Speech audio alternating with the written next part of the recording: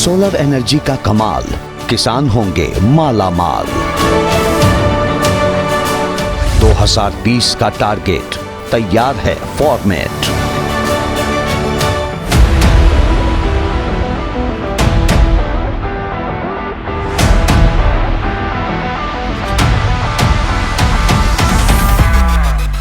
एक 120 देशों के 70,000 से भी ज्यादा प्रतिनिधि, 20 से ज्यादा देशों के ऊर्जा मंत्री और 90 से ज्यादा कंपनियों के सीईओ। ये है भारत का इंटरनेशनल जलवा।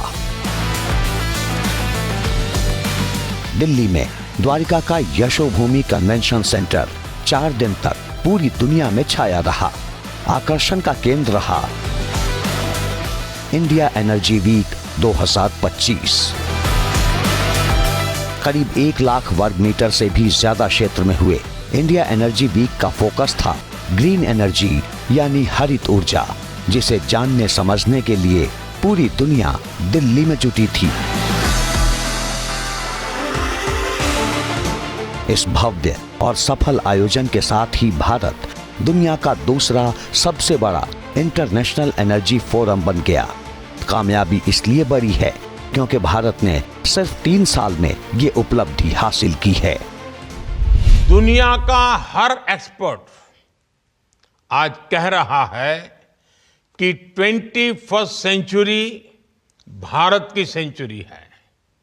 भारत अपनी ही नहीं, दुनिया की ग्रोथ को भी ड्राइव कर रहा है और इसमें हमारे एनर्जी सेक्टर की बहुत बड़ी भूमिका है। इंडिया एनर्जी वीक का ये तीसरा संस्करण था जो 11 फरवरी से 14 फरवरी तक चला। इसमें दुनिया भर के दिग्गज शरीक हुए जो ऊर्जा के क्षेत्र में भारत के संकल्प और संभावनाओं का गवाह बने। This is perhaps unique, it is different, it is larger. You don't have just petroleum and natural gas. You've had discussions here on green energy, major chunk on biofuels, a lot of emphasis on green hydrogen, a lot of discussion on compressed biogas, and I can go on and on. I'm not saying this in order to make any claims. This is already the world's second largest energy platform. But the remarkable thing is that it got to be the second largest platform in the short space of just 3 years.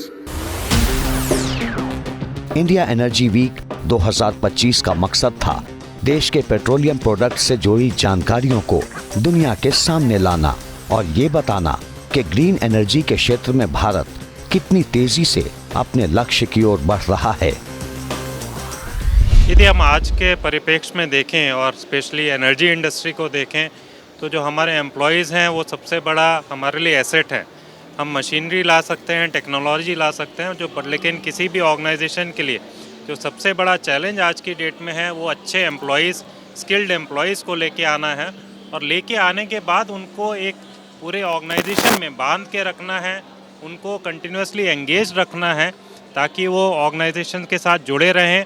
आप देखेंगे private sector में कितना high attrition है, तो उस हिसाब से देखें तो गेल जैसी पीएसयू में, महारत्ना पीएसयू में एट्रिशन रेट आज भी 2% से नीचे है। तो एक वो गेल की जो पॉलिसीज़ हैं, सिस्टम्स हैं, उसके बारे में बहुत कुछ बयान करता है। एनर्जी सिक्योरिटी को बढ़ावा देने के लिए इंडिया एनर्जी वीक के दौरान कई बड़े समझौतों पर दस्तखत किए गए, जिनका मकसद है देश में ऊर्जा की आपूर्ति को बरकरार रखना, साथ ही ऑयल एंड गैस सेक्टर में इनोवेशन को बढ़ावा देना। भारत की एनर्जी एम्बिशंस 5 पिलर्स पर खड़ी है। हमारे पास रिसोर्सेज हैं जिनको हम हार्नेस कर रहे हैं। दूसरा, हम अपने ब्रिलियंट माइंड्स को इनोवेट करने के लिए प्रोत्साहित कर रहे हैं। तीसरा, हमारे पास इकोनॉमिक स्ट्रेंथ है, पॉलिटिकल स्टेबिलिटी है। चौथा, भारत के पास स्ट्रेटेजिक ज्योग्राफी है जो एनर्जी ट्रेड को ज्यादा आकर्षक और आसान बनाती है। और पांचवा, भारत ग्लोबल सस्टेनेबिलिटी के लिए कमिटेड है। इससे भारत के एनर्जी सेक्टर में नई संभावनाएं तैयार हो रही है। दरअसल भारत में होने वाली एनर्जी की खपत में करीब 6% हिस्सेदारी नेचुरल गैस की है, जिसे आने वाले दिनों में बढ़ाकर 15% करने का लक्ष्य रखा गया है। इसके लिए कई समझौते किए गए, जैसे भारत के IOCL और UAE के एडनॉक के बीच $7 बिलियन का समझौता, BPCL और एडीनॉक के बीच 1.2 MMT के लिए करार, BPCL और ब्राजील की कंपनी पेट्रोबास के साथ 6 मिलियन क्रूड ऑयल एक्सपोर्ट का करार। लक्ष्य है अगले 5 सालों में यानी 2030 तक ग्रीन हाइड्रोजन के 5 MMT लक्ष्य को हासिल करना, और उस दिशा में भारत तेजी से आगे बढ़ रहा है। फ्यूल ऑफ फ्यूचर के तौर पे हाइड्रोजन को देखा जा रहा है, और हाइड्रोजन जो है उसके बारे में जानने के लिए इस वक्त हम एक ऐसी बस में सवार हैं जो हाइड्रोजन से चलती है। समझा जाए कि आखिर हाइड्रोजन को इतना बढ़ावा क्यों दिया जा रहा है और इसकी क्या इंपॉर्टेंस है, तो हम उसी बस में सवार हो गए हैं। देखिए, जैसे बाकी बसेस होती हैं कुछ उसी अंदाज में है, लेकिन ये बस जो है चलेगी हाइड्रोजन से। जी हाँ, बिल्कुल सही सुना, इसमें जो फ्यूल इस्तेमाल हो रहा है वो है हाइड्रोजन। आखिर कैसे ये बस चलती है उसको लेकर यहाँ पर एक चार्ट जो है वो बनाया गया है, कुछ तस्वीरों के जरिए समझाया गया है। ग्रीन हाइड्रोजन पर किलो का जो दाम है अंतर्राष्ट्रीय, उसको नीचे लाना। पर आज हमने 2014 में मोदी जी ने जब दायित्व संभाला, हम करते करते 1.4% से हम ऑलरेडी 20% तक पहुंच गए। इसी तरीके से ग्रीन हाइड्रोजन में आप देखिए 3 वर्ष पहले, 3.5 वर्ष पहले मोदी जी ने लाल किला के रैम्पोर्ट्स ऑफ द रेड फोर्ट से कहा था कि हम ग्रीन हाइड्रोजन को एक मिशन मोड में ले जा रहे हैं। ग्रीन हाइड्रोजन पे बहुत काम हो रहा है। दाम कब तक नीचे आएगा ये मार्केट डिटरमाइन करेगी, पर हमने ये डेमोन्स्ट्रेट कर दिया कि हमारे पास हाइड्रोजन फ्यूल सेल से बस हम चला सकते हैं। 15 बसेस दिल्ली में चल रही हैं, कई गुजरात में चल रही हैं। जैसे ग्रीन हाइड्रोजन का दाम नीचे आया, इसकी प्रोडक्शन बढ़ेगी, और मान लें मैं तो कहूँगा कि उससे तो सिर्फ वाटर वेपर निकलता है, कोई टॉक्सिसिटी है नहीं। तो मैं समझता हूँ कि सिर्फ बसेस के लिए नहीं, देश की एनर्जी मिक्स के लिए $150 बिलियन का हम एनर्जी इंपोर्ट करने की जगह हम अपनी ग्रीन हाइड्रोजन क्यों ना बनाएं। पर ये आने वाला समय बताएगा। अभी तो हमारा टारगेट है 5 मिलियन मेट्रिक टन 2030 तक। मुझे लगता है वो टारगेट हम मीट करेंगे, फिर अपने टारगेट बढ़ाएंगे। यहाँ पे जो हमारी बस की टेक्नोलॉजी है ये काफ़ी हद तक एक बैटरी बस की तरह है, लेकिन जहाँ बैटरी बस में हमें बैटरी को चार्ज करना रहता है, यहाँ पे चार्जिंग के बजाय हाइड्रोजन डाला जाता है। हाइड्रोजन हमारे पास एक फ्यूल सेल के अंदर एनोड साइड से आएगा, जो हमारा पर्यावरण है उसमें से ऑक्सीजन लिया जाएगा। हाइड्रोजन और ऑक्सीजन की एक रिएक्शन होगी जिसमें हमारे पास बिजली बनती है। उस बिजली से हमारी बस की मोटर जो है वो रन करती है, and this is the core technology of how the engine of this hydrogen बस इज वर्किंग। हमारे पास दूसरी तस्वीर में जो हमारे बस के की कंपोनेंट्स हैं उनको दिखाया गया। अगर इनके कुछ फीचर्स के बारे में बात की जाए तो हमारे पास इस बस में 35 लोगों के बैठने की क्षमता है। इसके अंदर 72 किलोवाट का फ्यूल सेल लगा हुआ है और बैटरी 24 किलोवाट आवर की है। इसमें अगर हम एक बारी में हाइड्रोजन भरते हैं तो लगभग 30 किलो हाइड्रोजन भरा जाता है 350 बार पे। बस की माइलेज लगभग 10 से 12 किलोमीटर प्रति किलो की है, और उससे हमारे पास पूरी बस एक बार रिफ्यूलिंग के बाद कम से कम 300 किलोमीटर चल सकती है। इंडिया एनर्जी वीक में उन बड़ी बड़ी कंपनियों के पवेलियन लगे थे जो ग्रीन फ्यूल की दिशा में बड़ा योगदान दे रही हैं। ग्रीन फ्यूल के लिए CO2 की भूमिका अहम होती है। CO2 का डीकार्बनाइजेशन में बहुत बड़ा रोल है। जो हम हाइड्रोजन की सब बात करते हैं, अल्टीमेटली जो एम है वो है डीकार्बनाइज करने का। हाइड्रोजन और CO2 पैरेलल में डीकार्बनाइज करते हैं। हाइड्रोजन अभी हालांकि काफ़ी महंगी है, इसलिए उसका एप्लीकेशन काफ़ी मुश्किल है on a commercial scale. CO2 capture rather एक यूनिक अपॉर्चुनिटी है, बिकॉज जहाँ आप हाइड्रोजन में सिर्फ नए प्रोजेक्ट लगा सकते हैं हाइड्रोजन के, CO2 कैप्चर आप एग्जिस्टिंग प्रोजेक्ट्स पे लगा सकते हैं और कार्बन कैप्चर कर सकते हैं। CO2 capture is rather more available solution today to decarbonize and achieve the vision of net zero by 2070. India energy week में दक्षिण भारत की एक कंपनी बगर ने 100 किलोवाट हाइड्रोजन प्यूरिफिकेशन प्लांट का डिस्प्ले किया, जिसमें बताया गया कि हाइड्रोजन को कैसे प्यूरिफाई किया जाता है। Hydrogen purity is very critical, क्योंकि वो आपको जो भी इंडस्ट्रियल प्रोसेस में यूज करता है वो उसके साथ कोई इम्प्योरिटी नहीं रहना चाहिए और मॉइस्चर भी नहीं रहना चाहिए। जब इसीलिए वो जो प्यूरिफिकेशन सिस्टम इज़ 100% इम्पॉर्टेंट। जो भी आपने ग्रीन हाइड्रोजन प्रोड्यूस करता है वहाँ पे एक प्यूरिफिकेशन सिस्टम ज़रूरी है। इंडिया एनर्जी वीक 2025 में गेल की खास हिस्सेदारी रही। गेल पवेलियन में मॉडल डिस्प्ले और इंटीग्रेटेड एक्टिविटीज रखी गईं, जैसे CGD मॉडल, SSLNG मॉडल और PDH/PP मॉडल। गेल का ये स्टॉल सबकी आकर्षण का केंद्र रहा। रिन्यूएबल एनर्जी की अगर बात करें तो गेल ग्रीन हाइड्रोजन में काम कर रहा है। उसके बारे में अगर थोड़ा सा और विस्तार से देखें तो गेल ने अपने देश का सबसे बड़ा 10 मेगावाट का इलेक्ट्रोलाइजर लगाया है, जो हमारे एक मध्य प्रदेश में विजयपुर में यूनिट है। उसके अलावा गेल ने सिटी गैस में, नेचुरल गैस में 5% वॉल्यूम के रूप में इसको ट्रांसपोर्टेशन में भी एक एक्सपेरिमेंट किया है, और जो बहुत सक्सेसफुल रहा है, क्योंकि ग्रीन हाइड्रोजन बनाने के बाद दूसरी रिक्वायरमेंट उसको ट्रांसपोर्टेशन करने की है। तो इस क्षेत्र में हम करीब 1-2 साल से काम कर रहे हैं। उसके अलावा और अल्टरनेटिव फ्यूल की बात करें, एनर्जी की बात करें, तो हम रिन्यूएबल एनर्जी में सोलर और विंड में काफ़ी प्रमुखता से प्रेजेंट हैं। हमारी करीब 135 मेगावाट के आज की डेट में सोलर और विंड की हमारी क्षमता है। बता दें कि देश में गेल की 16,000 किलोमीटर से ज्यादा की पाइपलाइन है, यानी करीब 50%। देश की इकोनॉमी में गेल का खासा योगदान है। हमने लास्ट 3 सालों में, अगर हम 3 साल का ब्यौरा लें, तो हमने हर साल 1000 किलोमीटर से ज़्यादा पाइपलाइन कंप्लीट की है। And out of that about 2700 kilometres की लाइन हमने कमीशन भी की है। कमीशन का मतलब है गैस को हमने पहुंचा दिया है। लगभग 3200 किलोमीटर की पाइपलाइंस अभी अंडर इम्प्लीमेंटेशन है, एंड ये सब पाइपलाइंस लगभग एडवांस स्टेजेस ऑफ कंप्लीशन में हैं।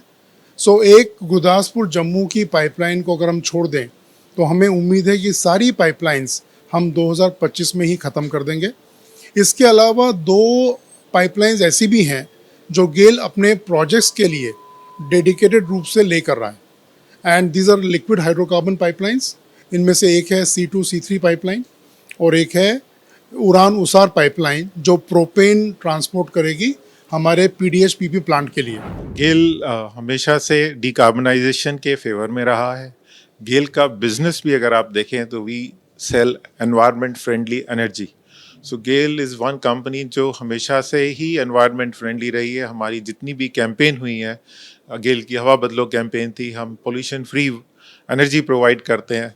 तो it is primarily our sensitivity towards environment, and दूसरा ये हमारे मंत्री जी की भी ख्वाहिश थी कि हम इस मिशन को थोड़ा पहले पूरा करने की कोशिश करें। सो हमने चेक किया कि what all we can do to prepone this, so and we landed up with this that 2035 is something which is achievable to bring our scope 1 and scope 2 emissions to zero. हमारे बहुत सारे energy goals 2030 की deadline के हिसाब से align किए गए हैं। साल 2030 तक हम 500 gigawatt renewable energy capacity add करना चाहते हैं। साल 2030 तक भारतीय रेलवे ने नेट जीरो कार्बन एमिशन का टारगेट रखा है। प्रधानमंत्री मोदी ने जो लक्ष्य तय किया है उस दिशा में तेजी से काम चल रहा है। मसलन NTPC के साथ मिलकर जैक्सन ग्रीन भारत का पहला ग्रीन हाइड्रोजन रिफ्यूलिंग स्टेशन और दुनिया का पहला CO2 से 4G इथेनॉल उत्पादन संयंत्र लगा रही है, जो 1.5 साल में तैयार हो जाएगा। पूरी दुनिया जो है ग्रीन एनर्जी की तरफ शिफ्ट हो रही है, और हिंदुस्तान जो है कोशिश कर रहा है कि हम इसमें लीड कर पाएं, और ग्रीन हाइड्रोजन की तरफ हमने भी पहले कदम उठाए हैं। ये जो आप हमारे पीछे मॉडल देख रहे हैं, ये पूरी दुनिया का पहला इथेनॉल 4G प्लांट है, जिसमें हम जितने भी पावर प्लांट से, कोल बेस्ड पावर प्लांट से फ्लू गैसेस बाहर आते हैं, उनमें से कार्बन कैप्चर करते हैं, पानी से इलेक्ट्रोलिसिस करके उसमें से हाइड्रोजन निकालते हैं, उन दोनों को सिंथेसाइज किया जाता है एक बायोरिएक्टर में, जिससे फाइनल प्रोडक्ट फाइनली एक इथेनॉल, जिसको हम ब्लेंडिंग के लिए यूज़ कर सकते हैं, जिसको आगे जाके हम इवन सस्टेनेबल एविएशन फ्यूल भी बना सकते हैं उस पर। ग्रीन एनर्जी और रिन्यूएबल एनर्जी के साथ एथेनॉल पर भी फोकस है। इसके लिए सरकार भी गंभीर है और कंपनियां भी। आज भारत 19% इथेनॉल ब्लेंडिंग कर रहा है। इससे फॉरेन एक्सचेंज की सेविंग हुई है और सब्सटेंशियल फार्मर रेवेन्यू जनरेट हुआ है। साथ ही CO2 एमिशंस में सिग्निफिकेंट कट भी आया है। हम अक्टूबर 2025 से पहले ही 20% इथेनॉल मैंडेट अचीव करने की राह पर है। देखिए, अभी एथेनॉल हमारे यहाँ बहुत बन रहा है। हमारा जो टारगेट था कितना था, 20% के लिए 11 करोड़ लीटर, 1100 करोड़ लीटर था। अभी ऑलरेडी हम नियरली 1500 करोड़ लीटर पे पहुंचने वाले हैं। तो आप उसके आगे 2000 करोड़ लीटर पे भी पहुंच जाओगे। तो एथेनॉल तो बहुत है।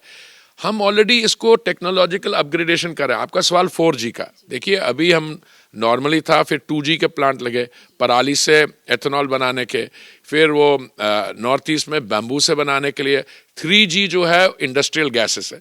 तो मैं समझता हूँ कि इसमें हमारी पंजाबी में कहावत होती है, वो होचापन नहीं करना चाहिए। पहले आप 2G करो, फिर 3G करो, उसके बाद 4G अपने आप आएगा।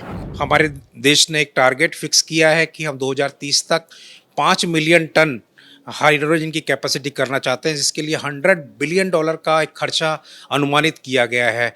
और हाइड्रोजन हम एक बहुत ही अच्छी विशेष परिस्थिति में, क्योंकि हमारे यहाँ रिन्यूएबल एनर्जी बहुत अच्छे तरीके से उपलब्ध है और हमारी वो एक तरह से स्ट्रेंथ है, तो ग्रीन हाइड्रोजन को एक अच्छी तरह से फ्यूल के रूप में यूज़ करने में हम बहुत ही सही जगह और सही स्थिति में हैं। तो उसमें कंट्री काम कर रही है। चूँकि अभी ये शुरुआती दौर है, तो कैपेसिटी के बारे में बहुत ज़्यादा नहीं है, बट 2030 तक जो हमने टारगेट सेट किया है, सर्टेनली हम उसको अचीव करेंगे। और उसी दिशा में, जैसा मैंने बताया कि हमने 4.3 टन पर डे की कैपेसिटी का एक इलेक्ट्रोलाइजर लगाया है, जो कि प्रोडक्शन शुरू कर दिया है। स्वच्छ ऊर्जा के साथ स्वच्छ ईंधन भी भारत की प्राथमिकता है। इंडिया एनर्जी वीक में स्वच्छ रसोई भी एजेंडे में रहा। इंडिया एनर्जी वीक 2025 के दूसरे दिन भारत ने स्वच्छ रसोई की मंत्री स्तरीय बैठक की मेजबानी की। इस बैठक में अफ्रीका और एशिया के कई ऊर्जा मंत्री और उप मंत्रियों ने हिस्सा लिया। मंत्री हरदीप सिंह पुरी ने इसमें भारत की रणनीति और लक्ष्य के बारे में सभी के साथ जानकारी साझा की। इसके साथ ही कैसे वैश्विक स्तर पर स्वच्छ रसोई को लाया जा सकता है और इसकी सुविधा लोगों को मिल सकती है, इस पर खास बातचीत हुई। मोदी जी ने जब दायित्व संभाला तो 14 करोड़ LPG कनेक्शन थे, आज वो 33 करोड़ हो गए। आपकी हमारी आबादी जनसंख्या है 140 करोड़। अगर एक कनेक्शन एक परिवार में 4 लोग हैं तो 33 करोड़ 30 लाख का मतलब है 140 करोड़ पूरे कवर हो गए। उसके साथ हम पाइप्ड गैस ला रहे हैं। पाइप्ड गैस 20-25% सस्ती है। तो आप ये मान के चलिए ना, ये मान के चलिए कि ऑलरेडी सैचुरेशन है। पाइप की जो लेंथ है, हम 14,000 किलोमीटर से ऑलरेडी 22,000 किलोमीटर ले आए हैं और हम ही इसको आगे जाके इसको 33,000 किलोमीटर ले जाएंगे, पूरा डेज कवर है। बट मेन इशू ये है कि जो उज्ज्वला जो योजना है, जिसके लाभार्थी अब रूरल एरियाज में ज्यादा है, जो लाभार्थी हैं उज्ज्वला योजना के, उनको दिन में 6 रुपए का कुकिंग मीडियम मिल रहा है। दुनिया में कहां मिलता है? इंडिया एनर्जी वीक में सौर ऊर्जा की अहमियत पर जोर देते हुए बताया गया कि कैसे इसके इस्तेमाल से कृषि क्षेत्र में क्रांतिकारी बदलाव हो सकते हैं, जिसका बड़ा फायदा किसानों को मिलेगा। इसके अलावा निवेशकों के लिए ज्यादा और बेहतर रिटर्न पर भी कंपनियों का फोकस रहा। हमारा विजन है कि हम इंडिया का 50% ऑयल एंड गैस प्रोड्यूस करें। आज के दिन में हम अराउंड 25% करते हैं, राइट। और ये इसलिए भी इम्पॉर्टेंट है कि बिकॉज़ ये भारत के लिए एनर्जी सिक्योरिटी के लिए इसकी ज़रूरत है। हम काफ़ी ऑयल इंपोर्ट करते हैं अराउंड 85%, गैस भी इंपोर्ट करते हैं अराउंड 50%। तो उसमें ही हम अपना एक रोल प्ले करना चाहते हैं कि इंडिया की एनर्जी सिक्योरिटी में कैसे हम देश का प्रोडक्शन बढ़ाएं, कैसे ग्रोथ लाएं। क्लोजिंग सेरेमनी के दौरान पेट्रोलियम मंत्री हरदीप सिंह पुरी ने भारत और अमेरिका के ऊर्जा सहयोग पर बात की और आयोजन की सफलता को उम्मीद से भी बेहतर बताया।